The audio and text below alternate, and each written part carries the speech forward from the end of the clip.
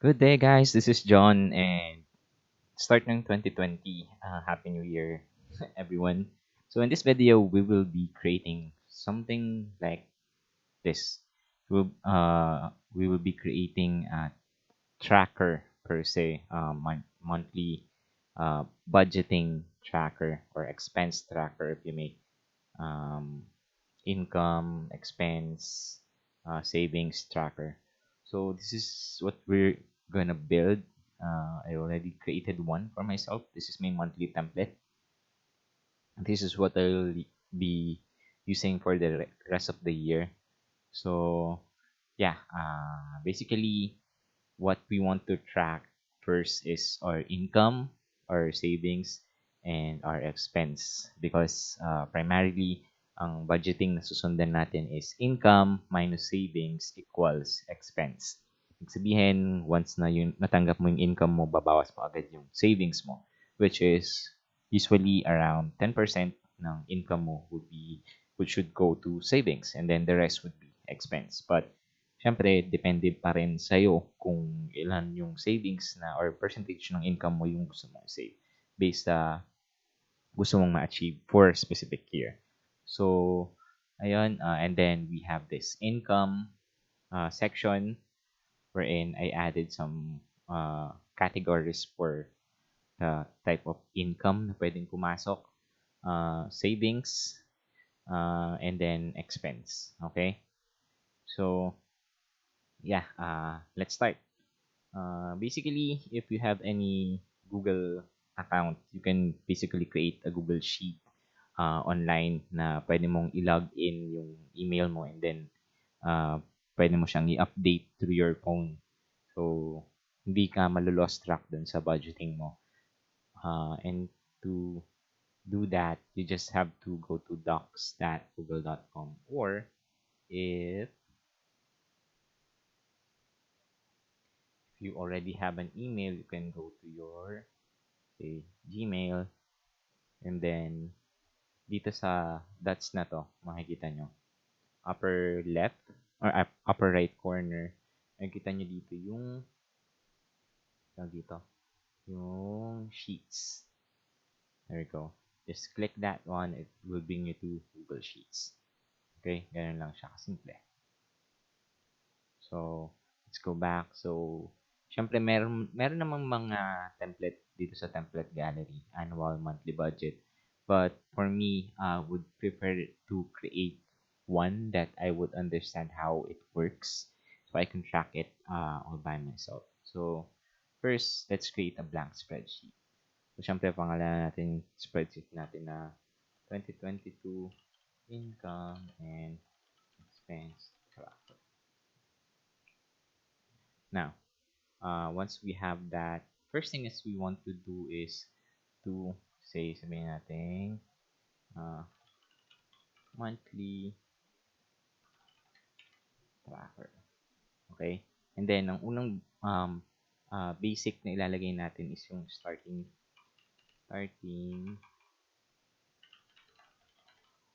So, disclaimer lang, I'm not a financial advisor, hindi ako accountant. So, pwedeng yung ang ginagawa ko lang ngayon sa spreadsheet is yung talagang basic lang na alam ko. So, you could do your own formulas, you could do your own thing if you are familiar with working with Excel and spreadsheet. But in this video, I'll be just sharing what I use or what works for me, basically. So, there we go. Kaya natin para makita ng lahat. So, let's start with the starting balance. Starting balance is usually, ito yung magkano yung currently cash on hand mo at the start of the year. Pwedeng ito yung mag-carry over, money na nag-carry over from last year or remaining cash mo na sa bank na unallocated or whatever it is na hawak mong pera ngayon. Separate from what you expect na matatanggap mo or what you expect na gagastusin mo for this month. Okay? So, ngayon, syempre, lalagay natin would be yung income. Ito yung ginawa ko kanina. Income, and then savings, and then expense. Basically, yan yung itatrack natin. The way we want to track them is projected, or sorry, projected, or tinatawag nating budget, or ina-expect natin for that specific month. Yung actual, which is yung mismong ginastos natin. And then, next would be the difference.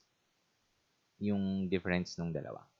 So, basically, that's that. Lagyan natin sila ng box para aware tayo na yun yung una natin. We will not add anything just yet. So, gawin pa natin yung formula for that. So, next step is yung income. So, sa income, lalagay natin yung mga sources of income natin. So, for example, salary. Salary. And then, if we have bonus na na-expect na different from salaries natin, pwedeng sideline or yung mga side hustles natin or businesses whatsoever. And then, others. Ito yung mga pwede nating matanggap like gifts or mga bayad sa utang na pwedeng pumasok in terms of income. So, and then sa taas nun, lalagyan natin yung total ng lahat. Again, the way we want to track this is we want to sorry, ba natin ang konti ito.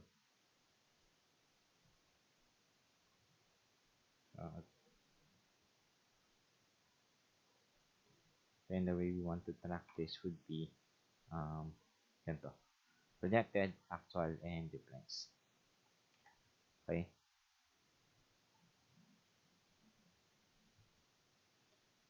So, clear ko muna and then I want it to have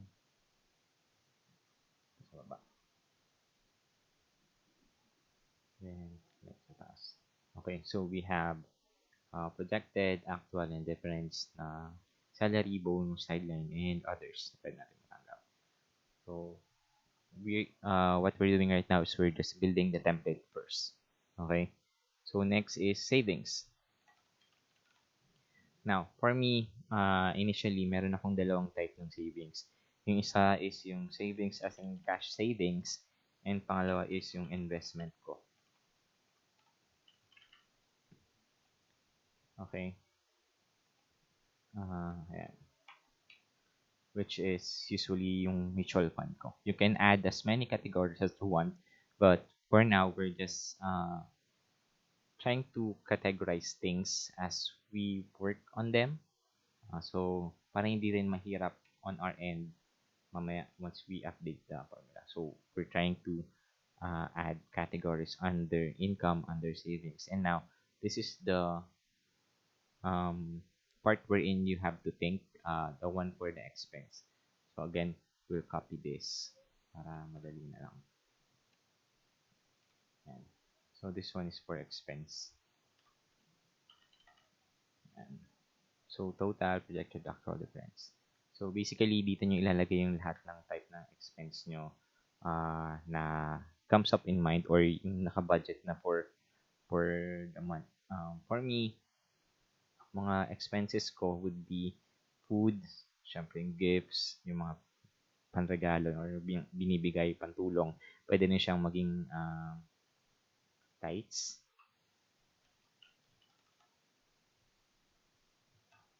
or charity whatsoever. And then health, medical,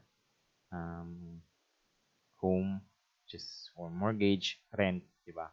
And transportation, personal gears. Personal is yun yung mga personal stuff sa katawan like mga sabon, shampoo. Minsan, sineseparate ko siya from other, parang hindi ko lang siya generalize as grocery. Para alam ko yung personal expenses ko and magkano yung budget para doon.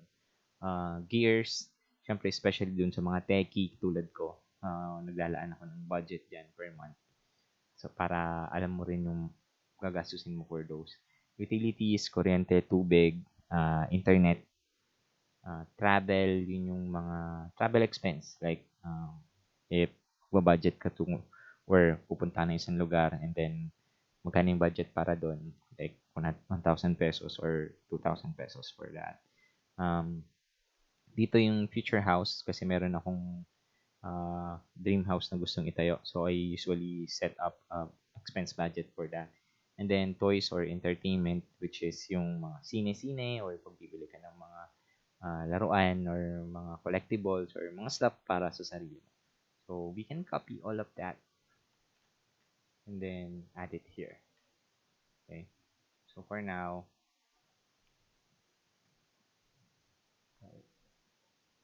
clear muna natin yung formatting. So, as much as possible, you can personalize all these categories. And then, yeah, that's that. Ngayon, we have set all our categories dito sa ating tracker. Time to create the tracker itself. Okay? So, here, beside, medyo, dilitan natin to. Yan, dilitan din natin to. Para, kita niyo itong line na to, drag natin yan dito. Para yung scrolling natin, sideways, meron dyan.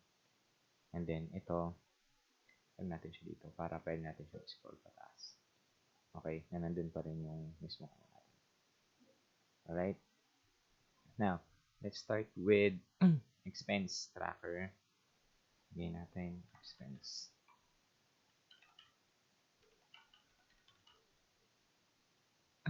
Ngayon, sa expense tracker, lagyan natin yung date. Date and then yung amount. And then yung description, kung ano yung purchase natin or para saan yun. And then yung category. Now, this is what makes it fun. Kasi, since it's expense to, punta tayo sa expense. Doon tayo pupunta. Ayan. So, sa category, gagawin natin siyang mag-add tayo ng validation data para makakompute natin kung anong klaseng expense siya. So, sa data, na tayo sa data validation. And then, sabihin natin yung range ng choices natin. So, for us, it would be from B26 up to 36. Okay? So, select natin yung range na yan. Hit okay. And then, save. Now, every time na maglalagay ka, pipili ka ng item, pwede ka umili ng category based dun sa dito sa list na to. Okay? You can add more to that if you want to, but this is just my basic choices. Okay. So, and now that we have that, we will create a formula for the expense. Okay?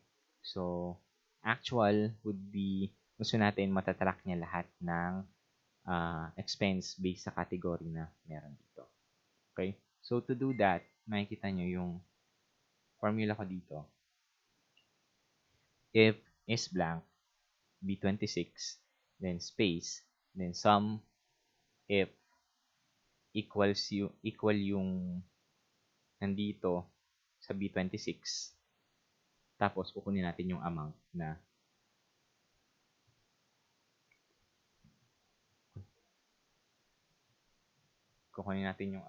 ilalagay natin doon. Okay? So, again, let's copy this formula. Now, how does this work?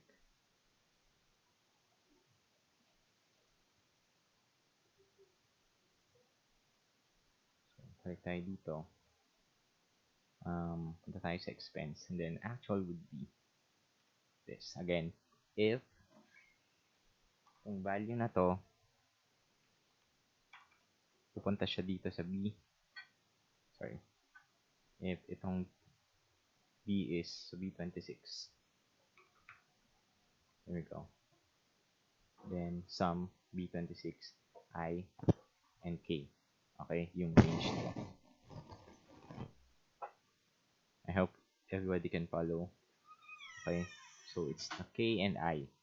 So, sum if ang category, ito-total natin yung category if ang category niya is similar sa B26, kunin yung amount.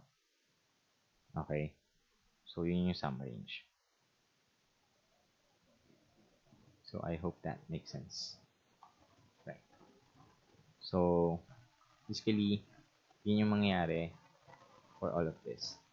So, idadrag lang natin to pababa. So, they will have all the same criteria. Okay? Kung tinignan nyo, B27, B28, B29, etc. So, that's that for the expense tracker. So, sabihin, gawa tayo ng I hope everybody can still follow. There we go. So, yan. So, meron na tayong actual. So, how does it work? For example, gagastos ka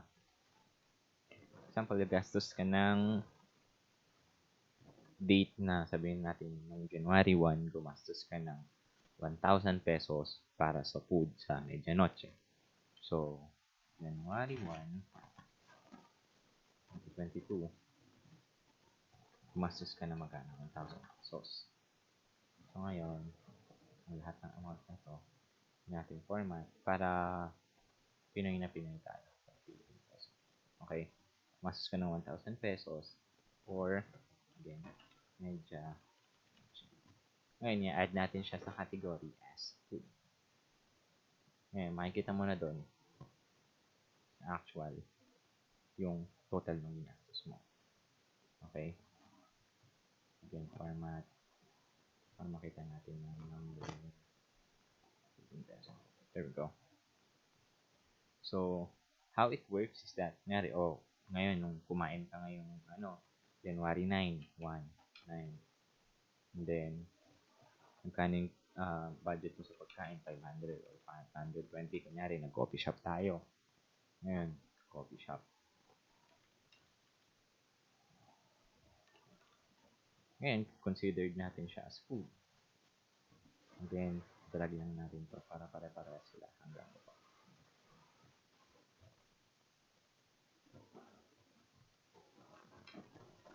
There we go. Consider natin siya as food. So, pakikita nyo, total na to is 1,520. Ngayon, nagigets yung difference. Okay.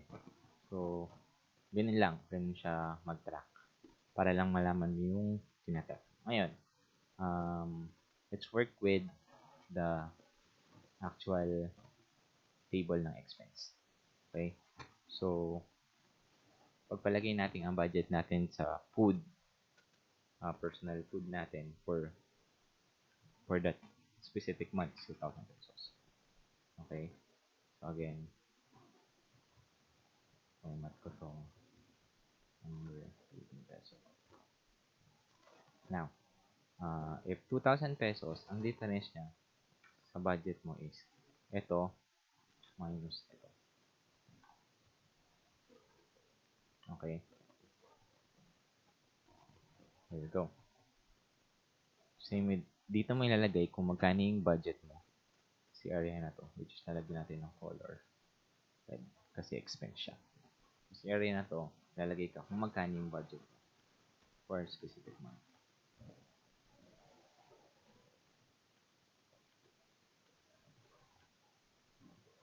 There. So, ganun lang. Same with income. Pagpalagay natin, gagawa ako ng formula for income.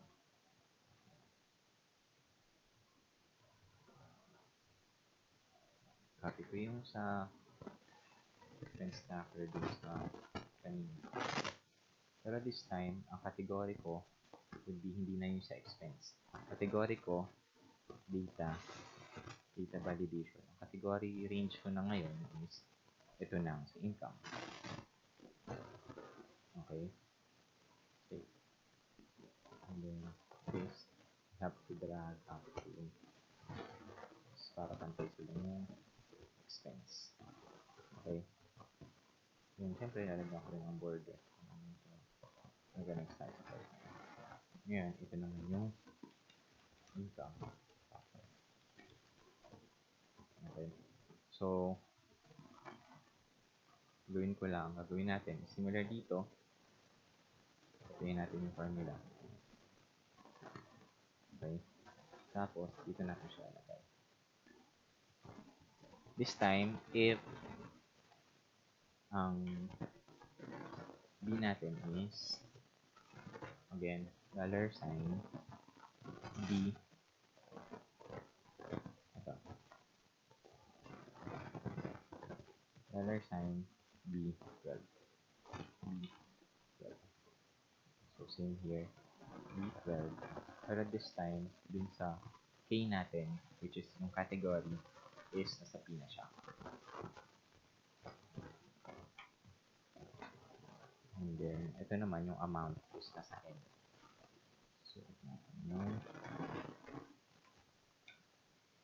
N to N, ibig sabihin yung start, yung pinaka-ano, up to the last. So, magdadag siya hanggang sa pinakababa. Para kahit ilang beses ka mag-add ng item, okay lang. Lock mo. Okay? Pero pwede ka namang maglagay ng specific range from P number, sabihin natin, P number 5 up to P number 36. Okay? Pwede naman din yan. Pero this time, para lang flexible tayo, hindi ka na-adjust ng adjust. Ano natin sa buong code. Okay? Then B12, which is yung category natin po sa akin. Okay? So, makikita natin dyan, category natin, salary, bonus, sideline, others, which is this one. Then yung actual is 0. Okay? Kasi wala pa namang. Pero pag naglagay tayo, palagay natin sumahod ka nung January 10. Okay? So, 01, 10, 22. So, January 10, ang amount na sinahod natin is so palagay natin 10,000. Okay? And then, ang description niya is salary. Ngayon, syempre, lagay natin siya sa category. Salary. Okay? Makikita natin ngayon dito sa ito, actual, na meron kang 10,000 pesos. Okay? Again, yan, sa part na yan, format.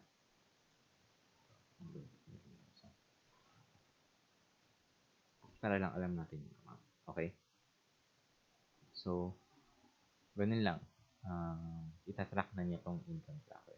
Same with the savings. Okay. So, ngayon, kita natin yung una nating box na ginawa. What we will do with that is, projected natin yung projected income is yung total ng income natin. Okay? And projected savings is yung total ng savings.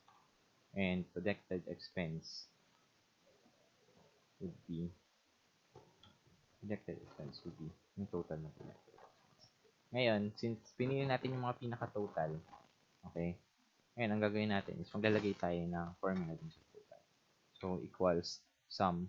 Nakita nyo naman. Nag-add na siya ng suggestion. Just tab nyo lang, yun na siya. Nakita natin 0. Same dito, equals sum from there we go. Okay. Same din dito, equals, yan, lalagay na siya ng suggestion. Sorry. Tab. There we go. Okay. Makikita nyo doon yung ano niya. Okay. Pwedeng ganyan. But, personally, ang gusto ko kasing gawin is income is equal ng income. Savings is equals nung kung magkano yung savings. Or, savings equals 10% nito. Ito, multiplied by 10%. And then, kung ano man yung total ng dalawa, yun yung magiging expense ko. So, equals income minus savings is yun yung budget ko for my expense. Okay? So, pagpalagay na natin ang projected budget ko is 20,000 for salary. Savings ko is 2,000. Ang budget ko for my expense is 18,000. Ganun lang siya. And then, yung actual, which is yung pinaka mangyayari, is eto, idadrag lang natin to. So, ganun. Para makunin niyo yung total ng same range dito. Okay? Ganun din to. Drag natin to. Ganun. Ganun din to. Drag natin to. Okay? So, ngayon, actual would be equals to. Equals to. And equals to. Okay? So, yung actual is yung mismong actual na income, actual na savings, and actual na expense. And difference, same thing, equals yung projected minus actual equals yung difference nila. Or yung remaining na ina-expect mo or yung remaining na pera na pwede mo panggastusin. So, may autofill naman sila. So, ito. Same lang din. There we go. So, savings, di ka pa nakaka-save. So, wala pa. Expense, ang gastos pa lang. So, may panggastos ka pa na. 16,000. Okay? So, uh, so yun. Ganun lang siya kadali. Wait lang. Gawa tayo ng tracker for savings. Okay? Basically, nakopihin ko lang to. Okay.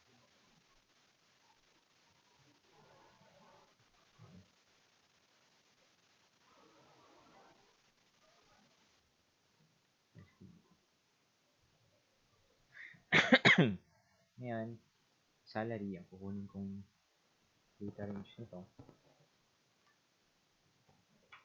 Data validation, data, again, data validation is yung range ng savings, which is B23 Okay. Then, sit save.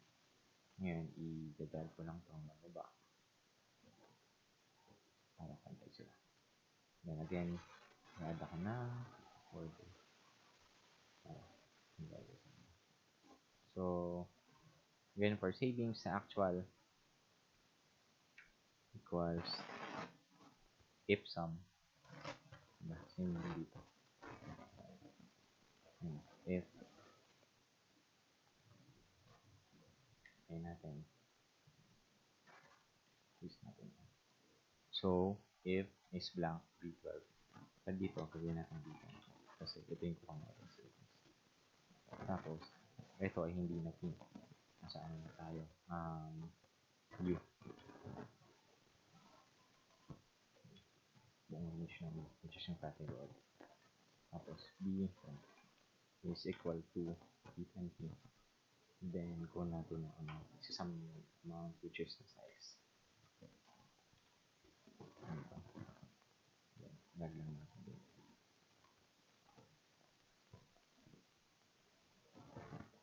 Then, itong buong to, gawin ko lang peso format number para updated tayo dun sa So, ayan. Yun na siya halos. So, malalaman natin, matatrack na natin kung magkano yung or saan na pupunta yung mga kaperahan natin or saan nang gagaling yung kaperahan natin. This is how I want to track how much budget I can spend per certain category or kung may budget pa ako doon. More like envelope system. And then, ilan yung savings, kailan ako nag-save. Ayan. So, it's like monthly tracker. But then again, you can always duplicate it for specific month. Kunyari, ito for January lang to. Ngayon natin itong template.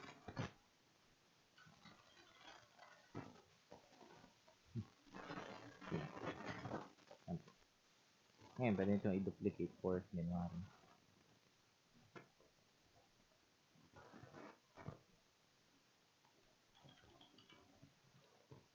Okay, palitan naman ang pangalan dito. And then, clear this out. Bali, yung actual na to. Dito lang siya. Purahin mo lang siya. Automatic mag-update.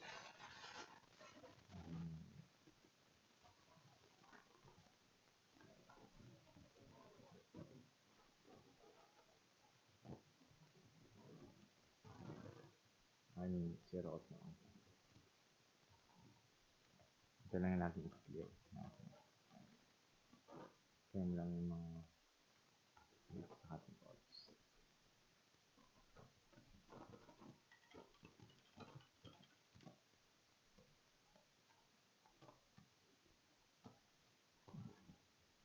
So, try it out. If you want a copy of this template, let me know. Just message me.